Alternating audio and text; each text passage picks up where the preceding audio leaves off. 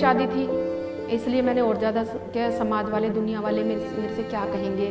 मैं अपने mummy papa से भी कम ही बातें बताती थी और अपने आप ही सब कुछ सहन करती, बर्दाश्त करती। मेरे को खाना नहीं देते थे, मेरी लड़की को दूध नहीं देते थे, और क्या नाम, मेरे को खर्चे से, जब मैंने खर्चा मांगती थी यही कहते थे मैं तेरे को खर्चा नहीं दूंगा बिल्कुल। हमारी इतनी हालत ख़राब हो कि हमारी भूख मरने की नौबत आ गई।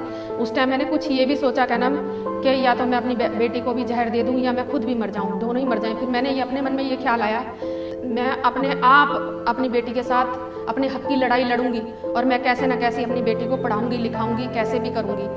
फिर मैं कोर्ट गई, कोर्ट जाने के गई तो वहाँ पर मेरे दिल में कुछ ख्याल थे जो मेरे को लोगों ने बताया था कि वहाँ पर तो सारी ज़िंदगियाँ बीत जाती हैं।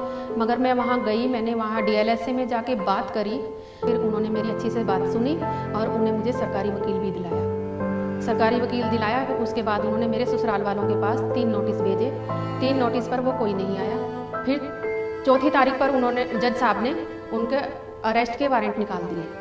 उसके बाद वो 5वीं तारीख पर वो आए और उस तारीख पर जज साहब ने मेरा महीने का 2,500 का खर्चा बांध दिया। कोर्ट के आदेश के बाद भी मुझे अब तक मेरे ससुराल वाले खर्चा नहीं दे रहे हैं और मैं कोर्ट से, मुझे बहुत उम्मीद है कि मुझे जल्द से जल्द मुझे मेरा हक जरूर मिलेगा। एक दुख तो है मुझे, कहीं मेरा परिवार बिखर गया, मगर मैं आगे से यही सोचती हूँ कि जो मैंने सारी ज़िंदगी झेला है, मैं अपनी बेटी को ऐसा अपने पैरों पे खड़ा करूँगी, चाहे मुझे उसके लिए कुछ भी करना पड़ जाए।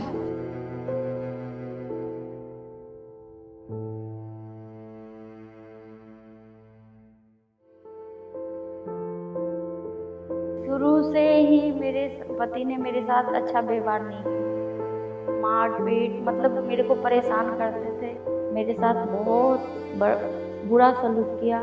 फिर सास ससुर भी मेरे साथ करने लगे, बहुत दुख होता था मगर मैं कर कुछ नहीं सकती। फिर घर से पाँव निकाल दी बाहर, मैंने कहा मैं ही खुद ही अपने आप कमाऊंगी और अपनी बेटी का अपना खर्चा मैं चलाऊंगी। घरों में काम करने लगी, फिर भी इसका मारपीट कम नहीं हुआ, मुझे भी मारता और जवान बेटी को भी मारता, मारपीट के घर से बाहर कर देता। जब सोसाइटी में जाना मैंने शुरू किया तब मैडम लोग पूछती क्या बात है, तुम क्यों ऐसे मायूस रहती हो। फिर मैं बोली मैडम जी ऐसे ऐसे मेरे पति ने दूसरी शादी कर रखी, खर्चा भी नहीं देते और मारते हैं पीटते मुझे भी मेरी बेटी को भी। तो उसने कहा क्यों जुर्म सह रही है तू,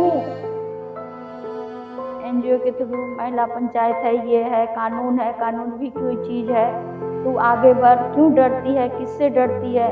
फिर इसके बाद में जब वो मारा मुझे तब मैं पुलिस को बुलाई, फिर पुलिस ने हमें मदद की, तब से मारना पीटना जो है इसने कम किया।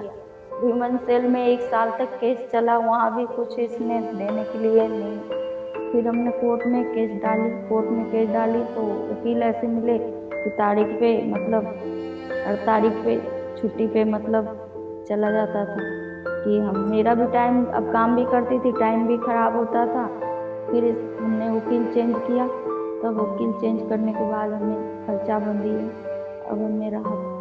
मैं खुश हूँ, बहुत खुश हूँ कि मैं अपनी ज़िंदगी जी सकती हूँ, मैं कोई किसी के मतलब उसमें कब्जे में नहीं हूँ। मैं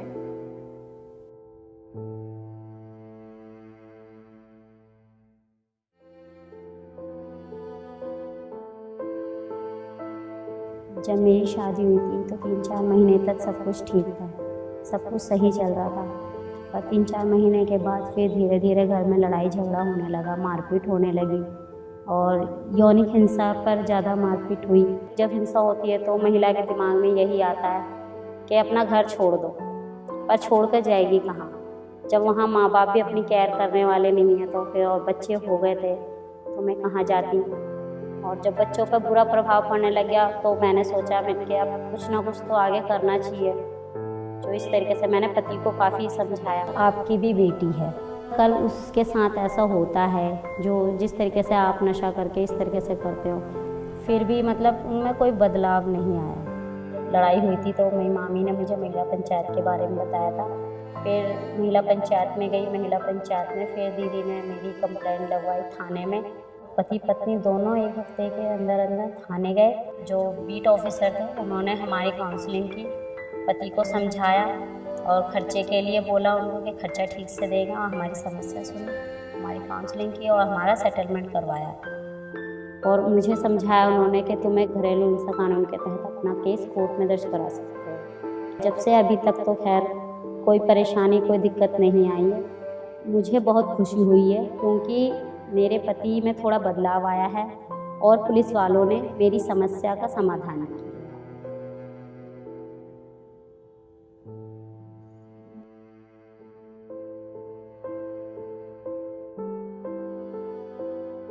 जब मेरा बेटा ऐसे ही था 3-4 महीने का, तब मेरे साथ मार पिटाई करी हमारे सास ने, हमारे हस्बैंड ने भी मार पिटाई करी थी हमारे साथ। इतनी मार पिटाई करी मेरे साथ कि मेरा मुंह सूज गया था पूरा और मैं बेहोश हो गई थी। उसके बाद 10-12 दिन बाद फिर कहने लगे चलो तुम्हें फ्लैट दिखा के लेके आ रहेंगे हम वहाँ से आधे रास्ते आ गए। मैंने कहा कि ये रास्ता तो हमारे घर का आएगा।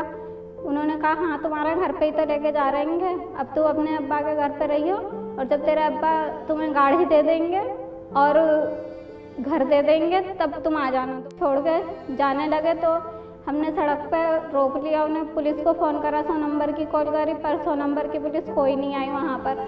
फिर हमने दोबारा भी करी, नहीं आई कोई भी, आधे घंटे काफ़ी देर खड़े रहे वो। ऐसे ही काफ़ी दिन हो गए, 10-12 दिन हो गए। फिर हम वापस NGO वालों के पास आए तो इन्होंने हमारा केस कोर्ट में डलवाया। वहाँ से हमें वकील मिला। वकील मिलने के बाद हमें वकील ने हमें सलाह दी कि विमेन सेल में भी डाल दो ये केस। विमेन सेल में भी हर 15 दिन के तारीख लगा करती थी, वहाँ पर भी कुछ नहीं हुआ। SDM दफ्तर हम वहाँ पर गए तो हमारे साथ वहाँ पर बहुत बदतमीजी से पेश आए। तुम फैसला कर लो, हम पे दबाव डाला गया फैसला करने के लिए। मना करने के बाद फिर हमारा वापस उधर से केस 1-1.5 महीने बाद वापस हमारा विमेन सेल में ही आया। बाकी जगह से तो मुझे इतनी मदद नहीं मिली, लेकिन जब मैं कोर्ट गई तो कोर्ट में वकील ने, सरकारी वकील ने मेरी फ़ाइल बनाई। फ़ाइल बनाने के बाद मिनिस्ट्रेट के पास पेश करी और अब मुझे कुछ राहत भी है क्योंकि खर्चा मिलने लगा है कुछ। और फिर मजिस्ट्रेट ने बच्चे की कस्टडी का भी बोला है तो मैंने वो भी डाला है और मुझे उम्मीद है कि जैसे मुझे इस केस में राहत मिली है वैसे ही मुझे बच्चे की कस्टडी में भी राहत मिलेगी।